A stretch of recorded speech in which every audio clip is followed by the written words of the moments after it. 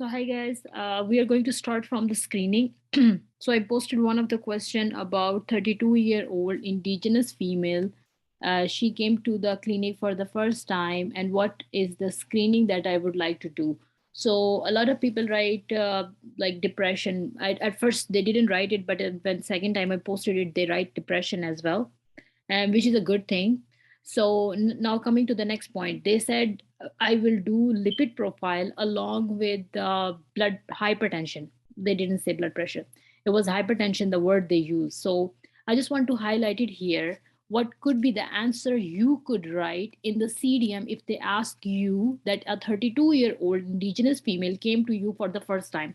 First of all, the age, second, indigenous, then coming for the first time. So, what I would like to do, more than any particular disease that I want to rule out here, she is basically indigenous. So, I would like to rule out all the psychological aspects more than any systemic or any clinical aspects. So, coming to the indigenous, what could be the psychological aspects that I want to rule out here? What is that? Depression, post traumatic stress disorder, then any abuse that is going on. Then if I have some like slots left to write down anything, then I can choose fasting blood glucose. Then moving on to the lipid profile. Okay, now somebody write lipid profile and hypertension. First of all, I want to tell you that why are we going to do lipid profile and why are we going to do hypertension separately? Like, you are going to do lipid profile to check out what chances of hypertension. If I'm going to write down hypertension separately and writing down lipid profile separately, those both are going to give me same answer, right? So I am what I'm doing here is wasting my one slot which I can use efficiently for something else. One slot means like one fill in the blanks. So writing down those both two things at one time, which is going to eventually give me the same results. Or if I'm going to write down particularly hypertension, what should I write? BP monitoring. Writing down BP monitoring or writing down hypertension, those two are giving me same points. But writing down lipid profile along with BP monitoring, those two will give me eventually the different aspects of the answer, right? Because lipid profile, I'm doing it for hypertension. Okay, so you have to be very clear what you are writing, because if you write down the same thing two times, eventually writing it in a different words, it is not going to give you good marks. You are going to fill up the three blanks eventually, but it's not like it's going to give you like a good marks, or examiner will say, oh yeah, he knows this, he knows this, he knows this. No, you need to be very precise with what you are doing. So in indigenous, my answer would be depression, post traumatic stress disorder. Then moving on to the next one is abuse, because she is young. Having those hypertension and stuff like that, she will give you eventually some history of or some family history, but they didn't mention it. So now my focus would be all psychological aspect. Remember that somebody who's coming young, right? If that same particular patient is coming to you right now, I have to write down five answers. So I will include my fasting blood glucose and lipid profile or BP apparatus, BP monitoring whatsoever. Now the same patient is coming to you at 25. So my answer will be only include three things: post traumatic stress disorder, depression, and abuse.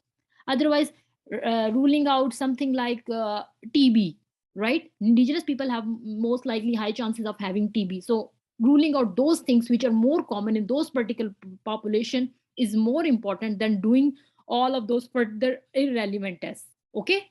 Then moving on to the next question is basically 48-year-old South Asian male came to you. Now there it said 48, then South Asian, and he's coming for the first time. Okay. Remember that he's coming for the first time. They both are coming for the first time. So what screening I would like to do?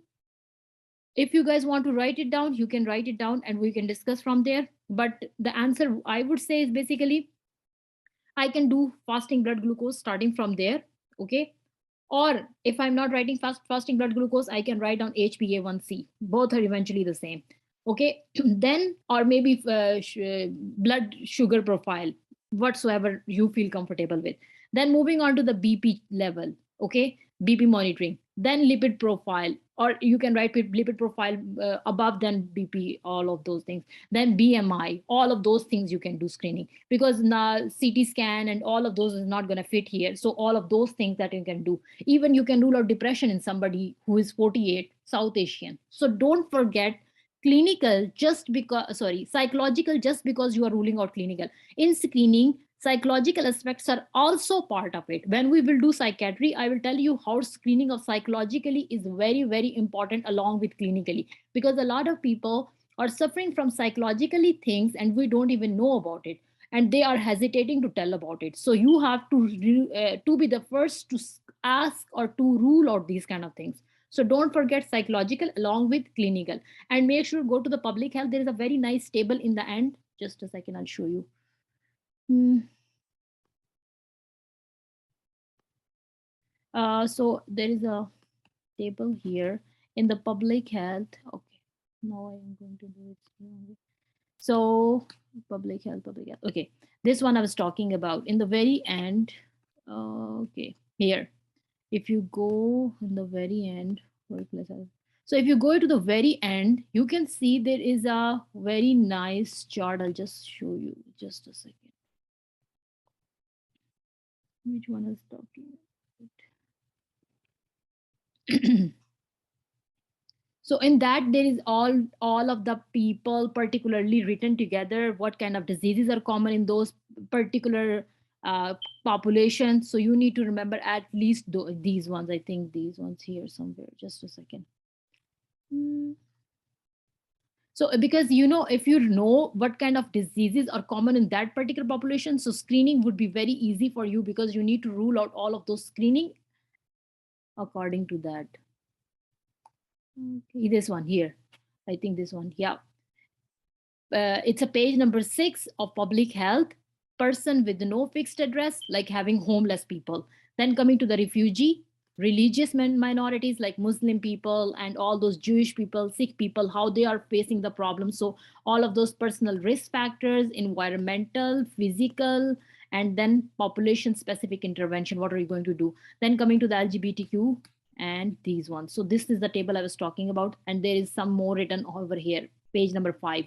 So basically you need to just give it a read. It will help you very easily to get up the mind, make your mind regarding of that. See, lifestyle adaptation, livelihood, unemployment, lack of facilities, obesity, nutrition, smoking, substance misuse, suicide. That's why, because a lot of people do suicide, and let's suppose he's coming for the first time and you miss psychological aspect, and he went home and did suicide. Who will be liable? Obviously, the physician. Should we mention depression and PTSD separately? Yes, because depression comes separately and PTSD comes separately in both different criteria. How about cervical screening in 29-year-old indigenous lady? Yeah, you can do it. But what I'm saying here is your answer should be more focusing on what could happen in next 5 or 10 days. Because what I said is, if she went home, right? And then day next you find out that she commits suicide or she commits something, right? You know what I mean? Like cervical cancer, it needs some time to get into that cervical cancer spreading and everything. So let's suppose you miss that one. But if you miss depression, if you miss PTSD, if you miss those kind of things, and he went or she went home and commit suicide, who will be liable? Definitely physician, because physician was the one who was lacking and not able to rule out what could be the cause of suicide. Remember that he or she already visited you and you didn't rule out, so now she went home and did suicide. So who will be liable? As a physician, you will be liable. Okay, so you need to see which could be more important than to be putting them the unimportant one. Yes, you can write cervical cancer. Yes, you can do it. Then coming to the black and then isolated seniors, then patient with the disabilities, new immigrants. So all of these are written very nicely here. So you have to see which are most important than less important. As I said, obesity could be one of the factor as well. So if a patient particularly coming with obesity, I would like to rule out depression in that particular patient as well, because obese people always get bullied in school or in society as well. So it is very important. You need to rule out this obesity along with depression. Even in a particular child, having a child with obesity, it is very important you rule out depression. Okay, the first thing you have to rule out in obese person, according to me, would be depression. then coming to the nutrition and stuff like that. Okay, then moving on to the family medicine. Okay, so we already did dyslipidemia. Now moving on to the exercise, and then we will do hypertension, because both are going to be eventually help you to know about that. Actually, obesity comes first, then we will do obesity. So exercise, age, according to the age there is a certain limit that the patient should sleep, or not more than that, and you need to know screen time. So because if you a patient is coming to you with the obesity, so you are going to counsel it. If you know at that particular age what his exercise routine is, what his sleep routine is, then you can able to write it down easily, that I would like to, or I'm going to counsel him up sleep or less screen time, if that particular patient or scenario is giving you that the patient is screen using mobile phone for 5 hours. If you don't know it should be less than 1 hour, or it should be less than 2 hours, you will not able to tell that he shouldn't use screen time more than that, or he shouldn't walk more than that, or he should walk this much, right? So you need to know this limit. Sometimes they just give you in the scenario that he was doing this exercise and blah blah blah, so you feel like, yeah, he's already doing exercise, so I don't need to talk about it. But no, you need to know at particular limit he needs to do it or not. Okay, and you need to increase it or not. Okay, if he's doing it too much, that is also dangerous. So you need to know what particular amount of exercise or sleep time or sitting time is that particular patient is doing. Along with one more thing that I want to rule out here, if somebody is sleeping too much, in that particular patient I would also like to rule out depression as well. Okay, then infant, you need to know it should be more than 30 minutes. In toddlers, you need to know more than 180 minutes. In preschool, should be accumulate more than 180 minutes, and including at 60 minutes of energetic play. Okay. Then moving on to the child from 5 to 17, like along with youth. So it should be more than 60 minutes, and muscle and bone exercises more than 3 days, a variety of structured and unstructured light physical activity. Then in adults, you need to counsel about 150 minutes per week. Then comes to the older, which is same as adults, but it should be like physical activities which that doesn't challenge their balance. As I told you, in old people, you cannot forget about gait, balance, vision, hearing. So all of those things come. Then examples they have already given you. Then in sleep, as the child keep on growing, the sleep cycle keeps decreasing. First it's 14 to 17, then 11 to 14, then 10 to 13, then 9 to 11, and for the adult it's 7 to 9. And along with this, screen time is more than 1 hour, more than 1 hour, or it should be at least less than two. If less than 2 years, then less than 1 hour screen time for those adults in age 2 years. So mostly if the child is obese, you are going to eventually talk about the screen time, because they will tell you that the child or my child who is using too much screen, or he spent too much time playing video games, they will eventually give you a little bit of hint in the scenario. So on the basis of that, you will be able to tell that you have to talk about it. Okay, do we need to memorize this chart? Actually, I'm not saying to memorize this chart, I'm just asking you to remember these these. According to that, you will be able to tell the scenario, and then according to that, you are going to counsel that particular patient. If you don't know the limits, how are you going to talk about it, right? So that is very important.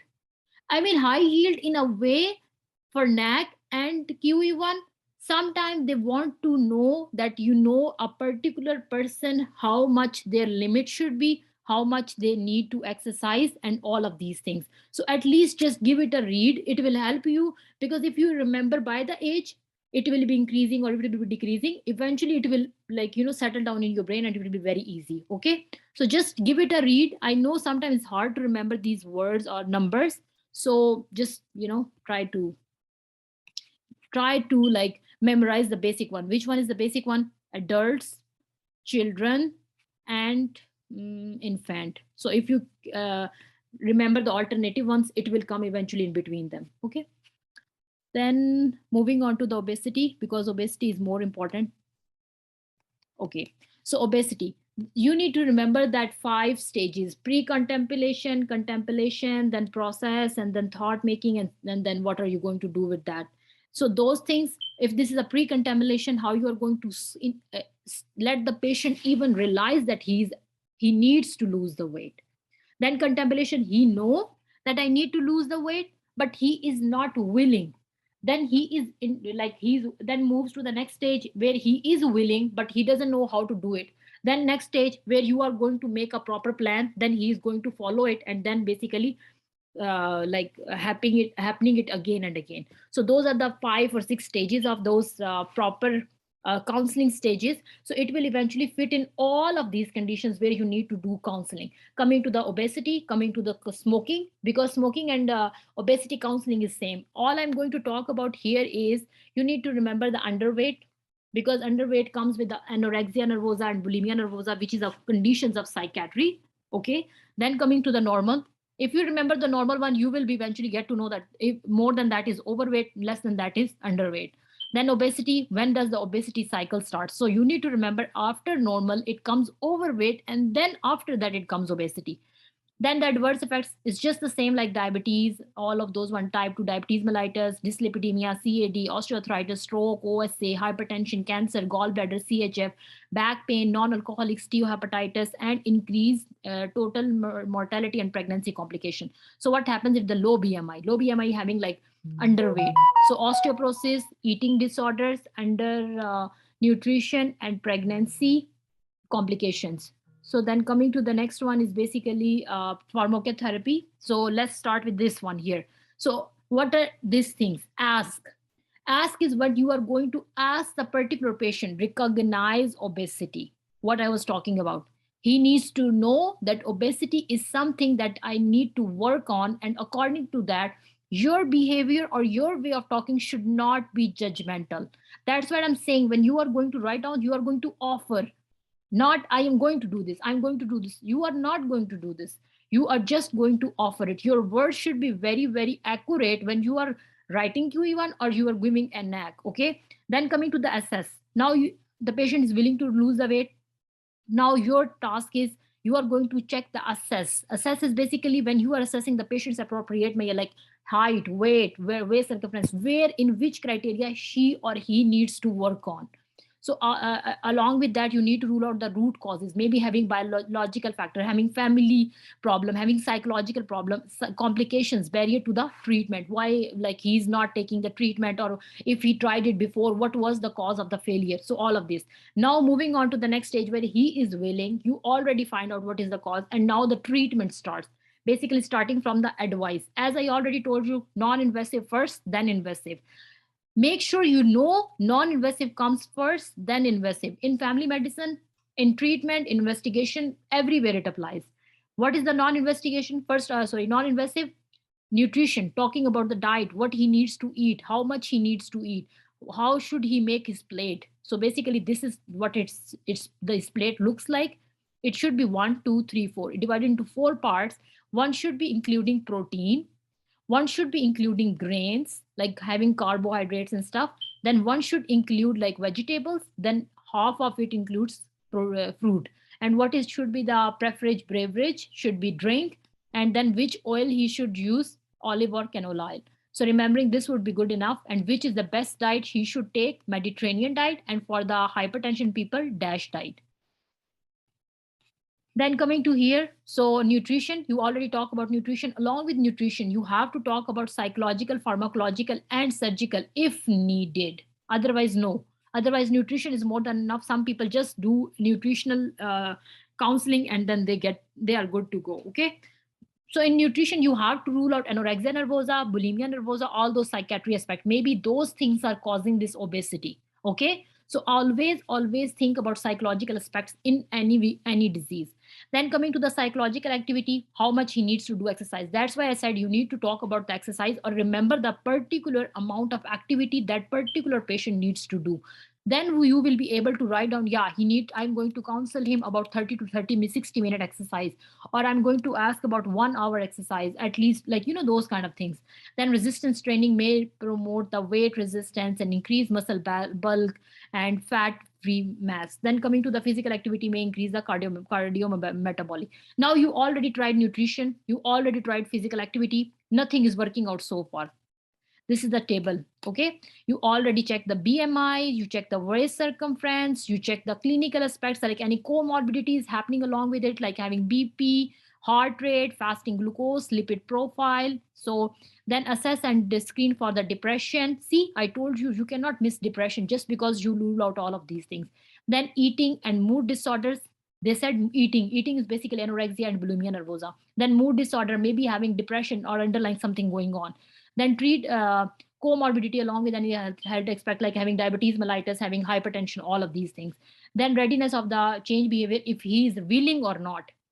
You cannot start the treatment if the patient is not willing. Okay, even if he's dying or whatsoever, if you are going to tell that particular patient this is what's going to happen and he understands, you are not going to put the patient into that particular circumstances where he needs to do the treatment. He himself should be willing to start the treatment. Okay, then coming to the goal and lifestyle modification, where your goal should be like 5 to 10% and increase health team to advise. And then coming to the lifestyle modification, here it's very nicely written how much nutrition, then physical activity, and then moving on to the cognitive behavior therapy. Cognitive behavior therapy, why? Because you need to keep on motivating the the person, because let's suppose he did the nutrition and physical activity and he reduced the weight, and then after 5-10 days he start eating again. What's the point of doing all of this thing, right? So you need to keep on motivating. That's why it's cognitive behavior therapy, where you are going to sit with the patient and talk to it, or you are going to refer to the social worker, where they are going to sit down and talk to the patient and realize there that how important is nutrition and physical activity and how important is to lose the weight. Okay, so that's why cognitive behavior therapy is important. Then moving on to the next one, let's suppose that you get the satisfactory results. Now what are you going to do is you are going to keep the patient with follow up, because once they lose the weight, regaining is very very easy, right? So you have to keep on motivating the patient to maintain that certain weight, assistant with the weight maintenance, reinforced with the healthy eating and physical activity. So you have to keep on motivating the person. Weight maintenance and prevention of the weight regain, that's what they're talking about: nutrition, physical and cognitive, and then periodic monitoring of the weight, BMI, waist circumference, and appropriate primary care visits. Then coming to the satisfactory results, you did not achieve all of doing, you did every single thing, you wait for 3 months, nothing happened. Now what are you going to do?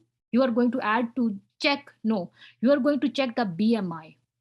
If the BMI is more than 30, or the BMI was more than 27, along with any comorbidity condition like having diabetes, hypertension, or PCOS, or something like that going on, then you are going to add the pharmacotherapy.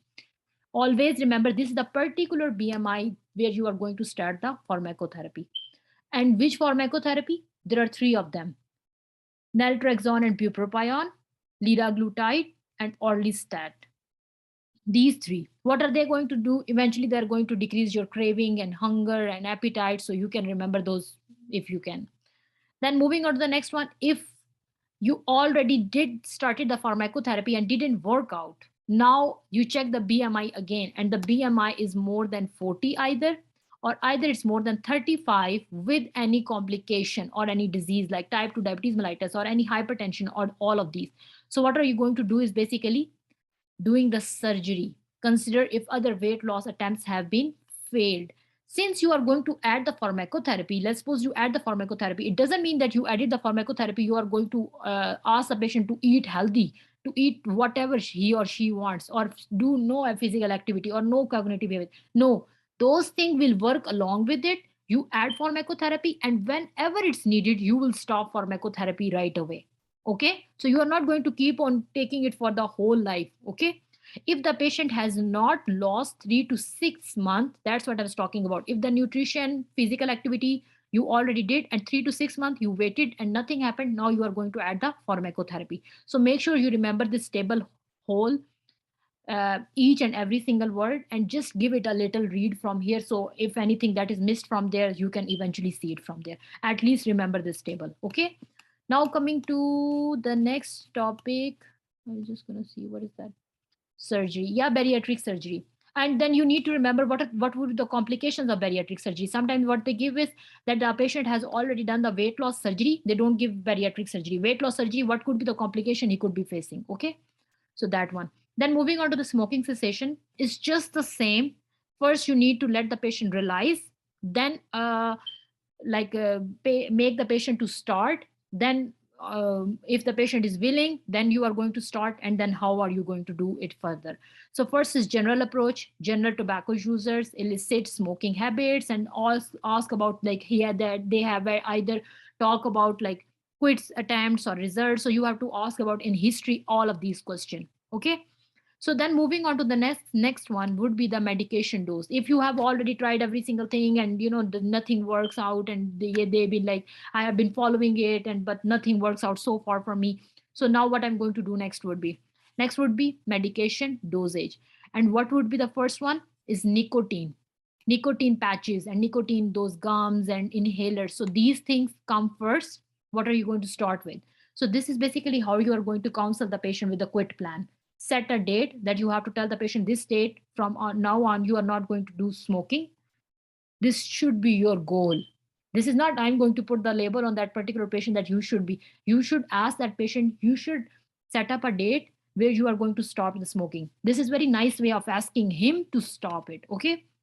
Then if they want a sport, if you have any family or friends, you want to tell them or you want to share it with them, they will help you eventually to stop the smoking. Then anticipate challenge means when they are facing the withdrawal. So you are going to tell them that if you face withdrawal, it's totally okay, a lot of people face through this and I will help you along with it, and blah blah blah, all of those motivational skills. Then moving on to the, like, remove the tobacco when it's not in front of your eyes. Your brain will eventually stop thinking about it. That's what they believe. Okay. So remove the tobacco products from ashtrays or lighters, from your car, from your house, from anywhere, from your office or anything. Then 2 or 3 patterns. Onset of the withdrawal starts 2 to 3 hours, peak withdrawal in 2 to 3 days, expect improvement 2 to 3 week, and resolution in 2 to 3 month, and highest relapse rate in 2 to 3 month. Then 5 phase, that was I was talking about. Same goes for the smoking, same goes for the obesity. Ask, advise, assess, assist, and arrange. So basically ask, where you are going to ask about if he's okay, if he knows, if he's willing, if everything. Then moving on to the advice, where you are going to talk about the patient, what happens, why did you tried it, and what could be the problem. So from there you are going to analyze what could be the problem, and then where you are going to start it. So advise the patient how to quit it.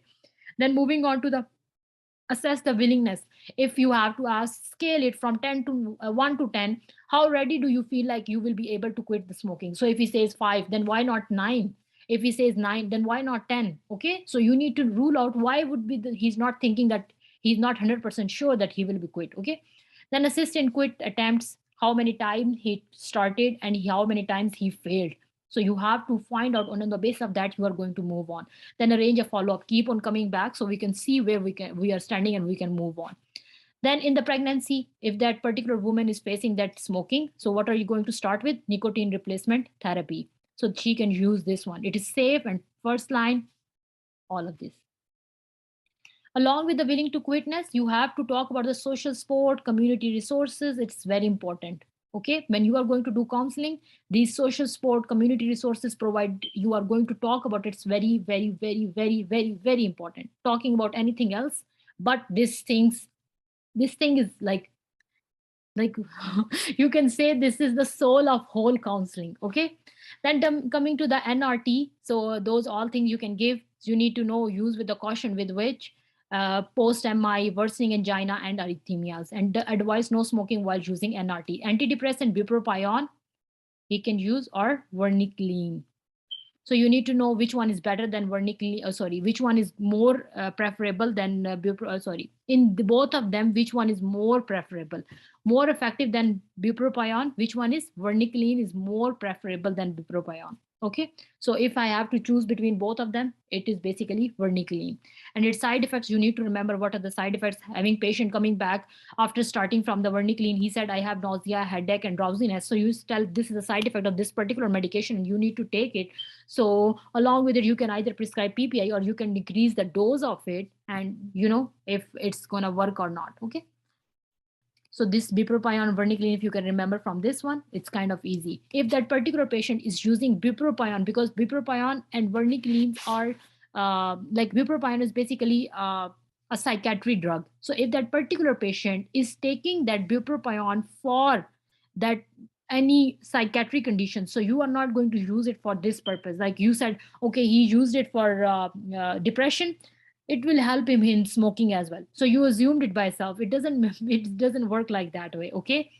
So decide on the quit date, continue to smoke for the first and then 1 to 2 week of the treatment, then continue completely stop. So you have to counsel the patient. If he's going to start the bupropion, he has to stop it completely within 1 week of starting the bupropion. Then see a disorder, eating disorder, monoamine oxidase inhibitor use.